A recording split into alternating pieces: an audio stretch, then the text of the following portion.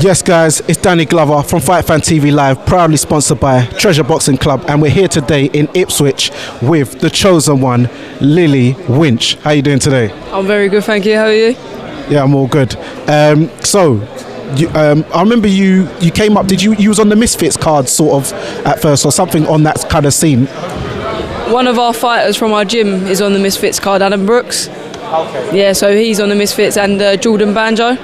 Yeah, but no, not me on the Misfits. Okay. No, because you went under a different name, Lillie Finch. So I was born into the name Lillie Finch. That's my dad's surname. Okay. But we don't really speak to my dad. And my mum's surname's Winch. So we just changed it. Okay. Do you know why? No, do you know why I want to clear that up? Because when I first saw your name, I don't know if you've heard of the Willie Lynch theory. So I was like, well, and then I think your coach Lawrence. Yeah, Stephen Lawrence. Yeah. He was like, no, it's nothing like that. So it's all cool. It's literally one letter. My mum's surname's Winch and my dad's is Finch, and it's spelled the exact same apart from the first letter. I know, mad. People get confused all the time. They're like, was your surname something different? I'm like, yeah. So it's confusing, but yeah, it's Winch. Okay. So you're on a big stadium card. You know, you've had fights before. How many you've had? About 5 now? This is number 5 coming up. So yeah, how is it to be on such a big bill of this magnitude in a stadium fight? It's just mental, to be honest. Like, I keep saying, this time last year I was getting ready for my debut on top tier at the Brentwood Centre.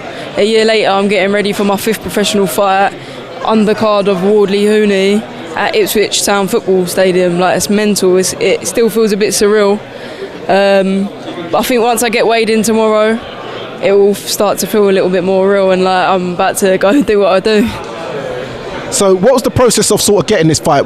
How was you approached about it? Because, you know, there would have been many fighters in the hat of people potentially to be on the undercard. So how was the process of you getting chosen and picked to, you know, be on a fight on this undercard? I don't know, to be honest. My manager just called me and asked me if I wanted to go on the undercard, and I was just like, yeah, cool, so I'd take it in a heartbeat.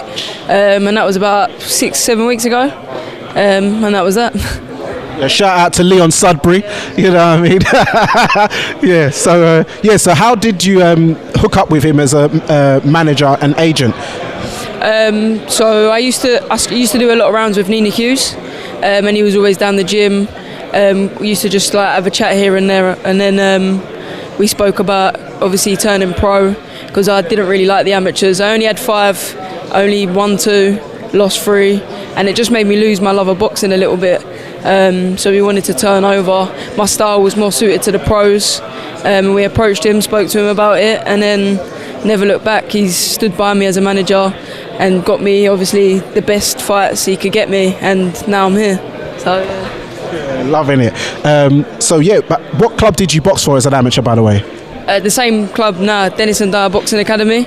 So I've been with my coach for about 5-6 years, and he brought me through the white collars. I had about 4 white collars. We turned over to amateur just because we had to. Went through the amateur ranks. For my first fight, I boxed in the London Nationals, and I lost in the final. And then had I think it was London versus West Midlands. Boxed on that, won that.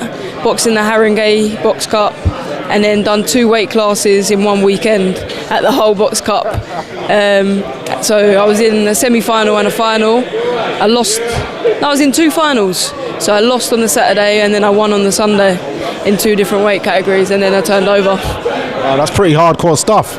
So, you know, you're going to win this Saturday, and then what's your sort of goals for the rest of the year, and say 12 months time? You're looking for any kind of British or Commonwealth or even Commonwealth silver sort of titles?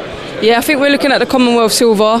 Obviously I got a job to do on Saturday, and I got to get through that. But there's talks of me fighting in September for the Commonwealth silver on a top tier show. But right now my main goal is getting through Saturday night and making sure that goes well first before I look ahead. But yeah, 100% want to be fighting for titles in the next 12 months.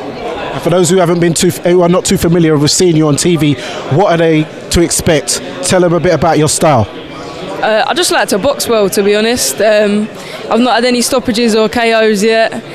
Hopefully I'll grow into that, grow into my weight a little bit more and put a little bit more power in my punches. But I just like to box well and put on a performance and just be in exciting fights, to be honest. So yeah.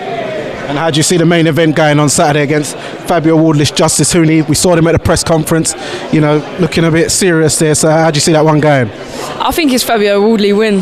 I do think it is. I think he's got a mentality that no one beats him and he will put himself through the trenches. So yeah, I think it's a Fabio Wardley win by a knockout. But if it does go to 12 rounds, I still think Fabio edges it.